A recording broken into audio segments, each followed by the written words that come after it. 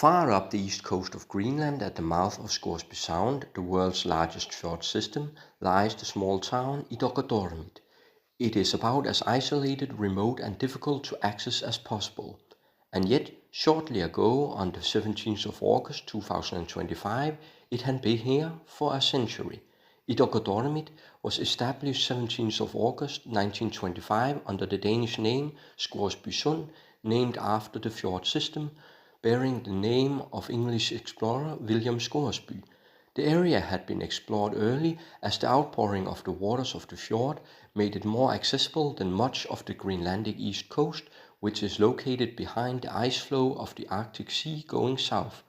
This meant that the fjord system could be reached by ship 2 to 3 months a year, making it possible to supply a colony here. Indeed, Ittoqqortoormiit would be the last colony established in Greenland or elsewhere by Denmark. It would also be a rather unique colony at that.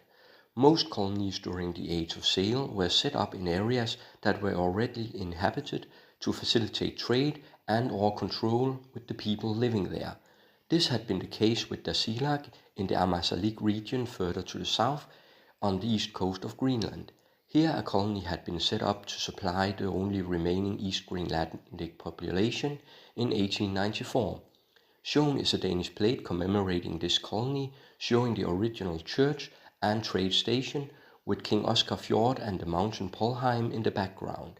The population in Tasiilaq had suffered bad luck in hunting for a longer period, so the colony was actually set up to help the population here.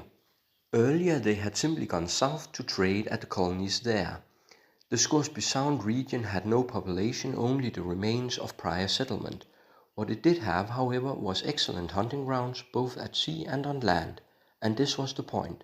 The colony had originally been suggested by Danish polar adventurer Einar Mikkelsen, who had been stranded in the area and thus had noticed the excellent hunting grounds and ruins of former Inuit settlements. Safe back in Denmark, he thus started to advocate for the establishment of a new colony at Scoresby Sound. He was not met with much interest from the Ministry of Greenland or the Royal Greenlandic Trade Company, who mostly saw it as another expense in East Greenland. However, Einar Mikkelsen started a popular campaign for the establishment of the colony. Perhaps he was spurred on by the earlier success of Knud Rasmussen's Thule colony. The difference being that Thule had a population, Scoresby Sound did not. A population needed to be moved there, and one which had the necessary skills to live and hunt at the fjord. This meant that Einar Mikkelsen, unlike Knud Rasmussen, needed the support of the Ministry of Greenland to find a population for the colony.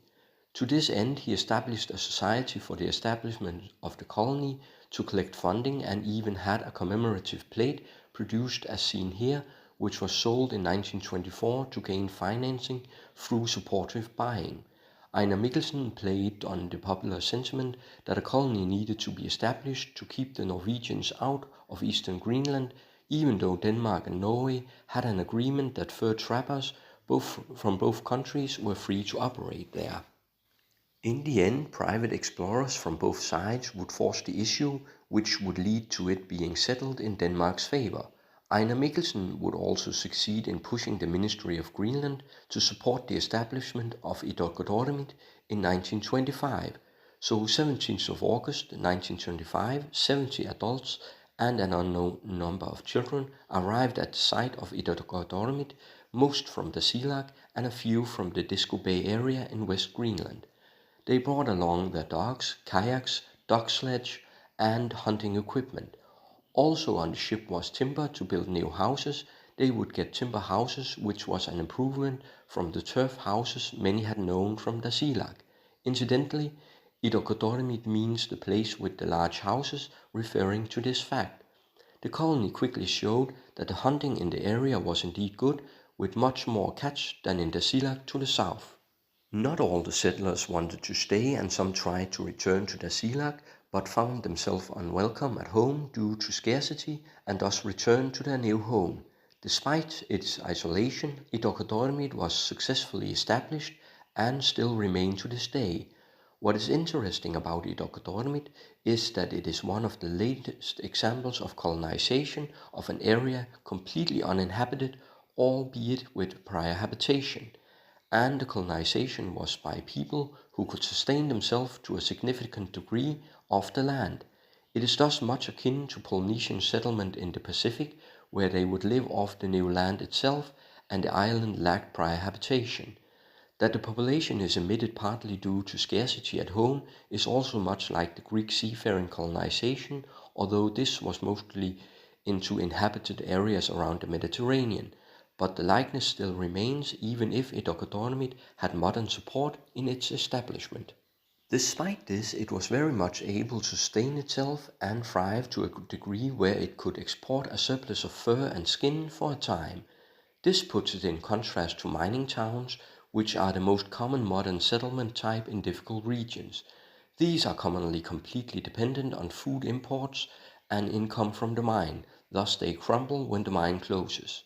Ittoqqortoormiit, in contrast, has stood the test of time even as it is the most isolated town in Greenland, which can't even be reached by plane from the rest of Greenland.